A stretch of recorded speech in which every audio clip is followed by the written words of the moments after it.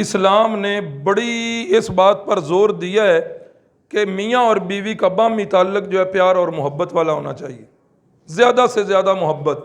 जितनी इनमें मोहब्बत शैतान को उतनी तकलीफ़। और कुरान मजीद का पहला पारा जहाँ हज़रत सुलेमान अलैहिस्सलाम का वाक़या और दरस के दौरान भी एक दिन बताया था कि शैतानी कुव्वतें बड़ी कार फरमा होती हैं मियाँ बीवी के दरमियान इख्तलाफ डालना और लड़ाई डालना। ये शैतानी एजेंडा है, चाहे मुआशरे में मैं करूँ या आप करें। मियाँ बीवी की सुलह के लिए तो झूठ बोलना जायज़ है, और यहाँ तक कि बीवी की मोहब्बत हासिल करने के लिए खामद को झूठ बोलने की भी इजाज़त। कि आज मैं बाज़ार आ रहा था तो क्या हुआ, सूट एक बड़ा पसंद आ गया, लेकिन उस वक़्त जेब में पैसे नहीं थे, लेकिन कर्मा लिए मेरा दिल बड़ा सी कि मैं तेरे वास्ते ले लाऊं। ऐसे अल्फाज कहना हंसने वाली बात नहीं है। यकीन मानिए कि बीवी की मोहब्बत को हासिल करने के लिए ये काम हो सकता है। बीवी की तारीफ़, ये सारी चीज़ें सुन्नत से साबित हैं।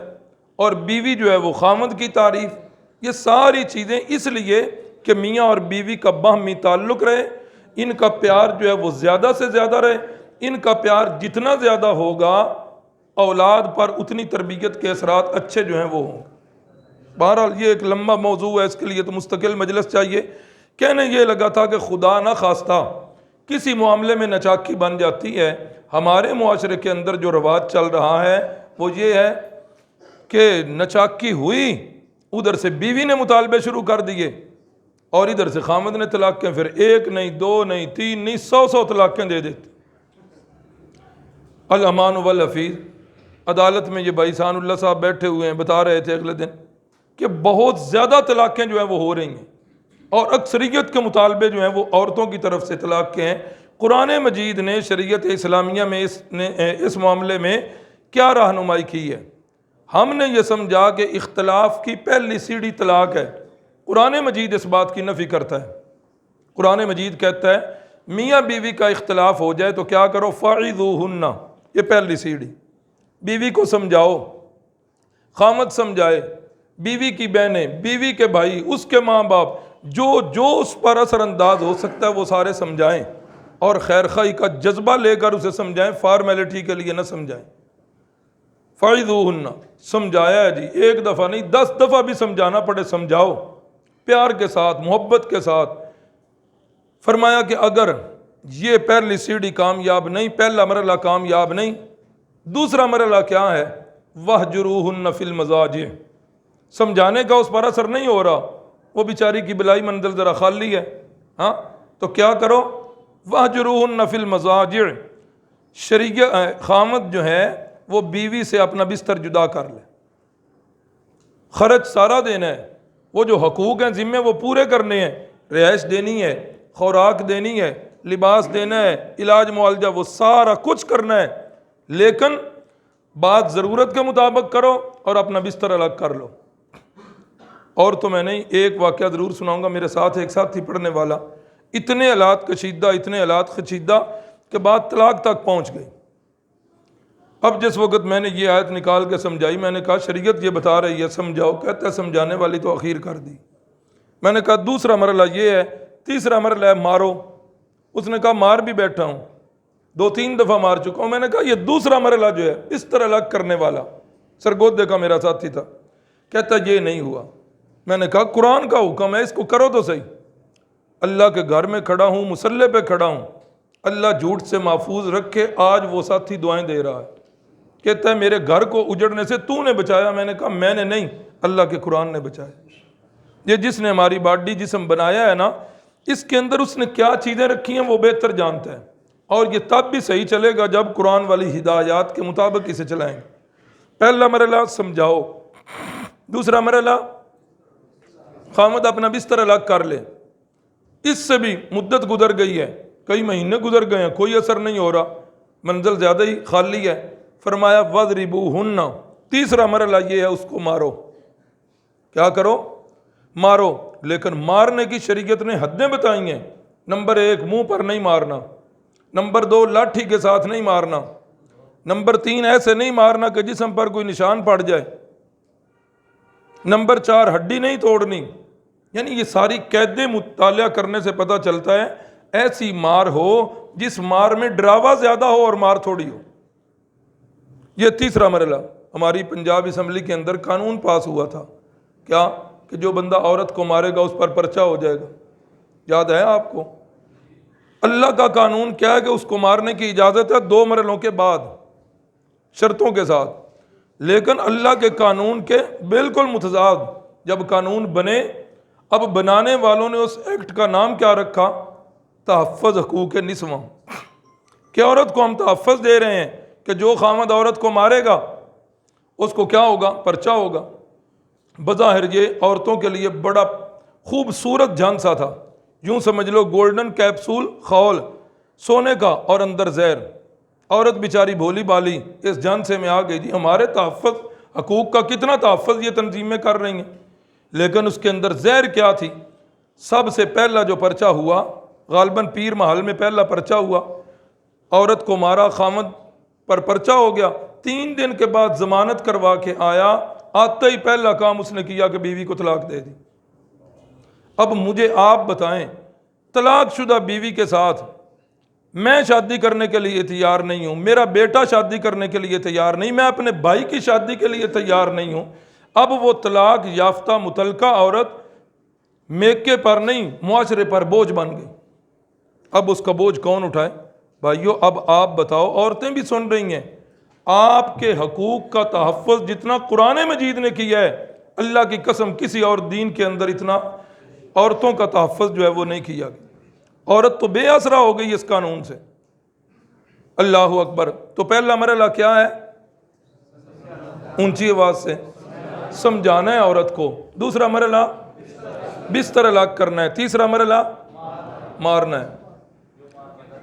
वो शर्तें जो है ना वो उनके साथ। नंबर 4, इन 3 मरलों से भी कोई फायदा नहीं हुआ, मार को भी बर्दाश्त कर गई है। देखो शरीयत कितना बचा रही है ख़ानदान को कि खुदा न खास्ता औलाद है, तलाक वो क्या 2 लफ्ज़ बोलेगा तलाक हो जाएगी। औलाद बीवी को खामद मिल जाएगा, खामद को बीवी मिल जाएगी, औलाद को माँ बाप कहाँ से मिलेंगे? अल्लाह अकबर। शरीयत फिर भी बचाती है, कहती है कि ये अगर मरला कामयाब नहीं हुआ, अगला मरला क्या है? फरमाया अगला मरला ये है, फ़बअसू हकमम मिन अहलिही व हकमम मिन अहलिहा। एक बंदा औरत के ख़ानदान में से और दूसरा बंदा मर्द के ख़ानदान में, लेकिन उनके अंदर शर्तें हों 2। नंबर 1, पंचायती लोग हों, मामले की गहराई तक पहुंचने वाले हों, बातें सुन के परखें कि कौन झूठा है कौन सच्चा है, ज्यादती किसकी है। और नंबर 2, खैर खाई का जज्बा भी रखें, सलातुल हाजत के नफल पढ़ के फिर इस काम को शुरू करें। फरमाया इन युरीदा इस्लाहन युवफ़्फ़िक़िल्लाहु बैनहुमा। ये दोनों अगर खैर खाई और खैर खाई वाले जज्बे से इरादा कर लेंगे ना, तो अल्लाह भी मियाँ बीवी के दरमियान मुआफ़क़त डाल देगा। तो कितने मरले हो गए? फिर दोहराएं, पहला, दूसरा, तीसरा मारना, चौथा एक बंदा उधर से एक बंदा उधर से, पंचायती बंदे। ये भी मरला नाकाम हो गया। अब शरीयत कहती है कि मालूम हुआ कि अब जो है ना मामला बस नहीं सकेगा, ये मियाँ बीवी की जुदाई नहीं, ये 2 ख़ानदान जो है वो दूर होंगे। फिर शरीयत ने ख़ानदानी निज़ाम को बचाते हुए शरीयत ने खामद से कहा कि अब 1 तलाक दे दो। क्या करो? 1 तलाक दे दो। ये कौन सा मरला हो गया? 5वां मरला हो गया। क्या करो? 1 तलाक दे दो। 1 तलाक दे के उसे उसके हाल पे छोड़ दो। अब ये औरत जिस वक्त जाएगी मेके घर में, भाभियों के सलूक देखेगी, वो घरेलू निज़ाम देखेगी, कुछ इसकी भी अकल ठिकाने आएगी। और खामद साहब जब उनको वक़्त पे गर्म खाना नहीं मिलेगा, कपड़े धुले हुए इस्त्री शुदा नहीं मिलेंगे, उसकी अकल भी ठिकाने आएगी। हाँ, सिर्फ 1 तलाक दे दो। चलो जब बड़ी रीझ पूरी करनी जे ना, अगला महीना जब आएगा तो फिर दूसरी तलाक दे देना, फिर उससे अगला महीना आएगा तो तीसरी तलाक दे देना। वैसे 1 तलाक भी वही काम करती है जो 3 करती हैं, लेकिन इसके अंदर फिर ख़ानदान को बचाया है शरीयत ने। 1 तलाक से क्या होगा कि कुछ देर के बाद ये संभलेंगे और रजू कर लेंगे, कोई बात नहीं। यकीन मानिए जब से फारग हो के मैं आया हूँ सबसे ज़्यादा मसला यही तलाक वाला है।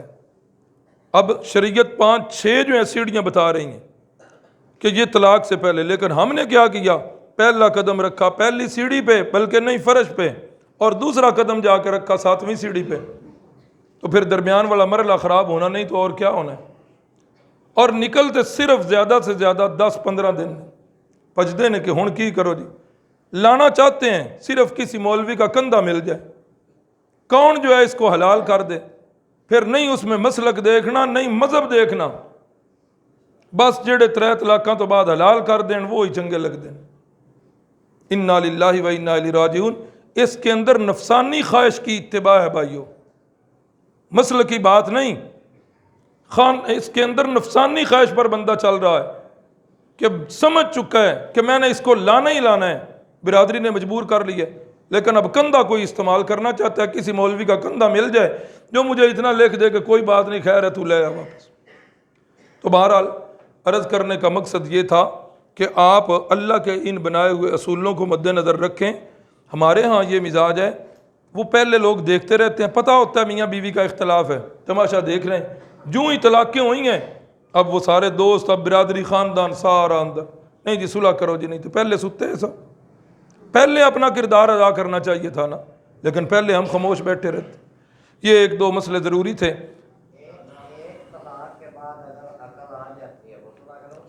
उसका तरीका ये है, मसाइल ये बड़े लंबे ना हो जाएं कहीं, उसका तरीका ये है कि 3 माह के अंदर इद्दत के अंदर रजू करे, ज़ुबान से कह दे कि मैंने बीवी से रजू किया इद्दत के अंदर, तो वो उसके लिए बहाल है। लेकिन आइंदा ज़िंदगी में उसको 2 तलाक़ों का इख्तियार बाकी है। इद्दत गुजर गई है, ये तलाक एक रजी थी, इद्दत गुजरने के बाद ऑटोमेटिकली ये तलाक बाइन बन जाएगी। फिर इनका इरादा बनाए तो नए सिरे से निकाह होगा, लेकिन आइंदा ज़िंदगी में 2 तलाक़ों का इख्तियार ही होगा। इसके लिए बाद में किसी में ज़हन में आ जाएं तो वो पूछ लें, क्योंकि उधर का सबक भी आज बहुत ज़्यादा है। 10 हिजरी पर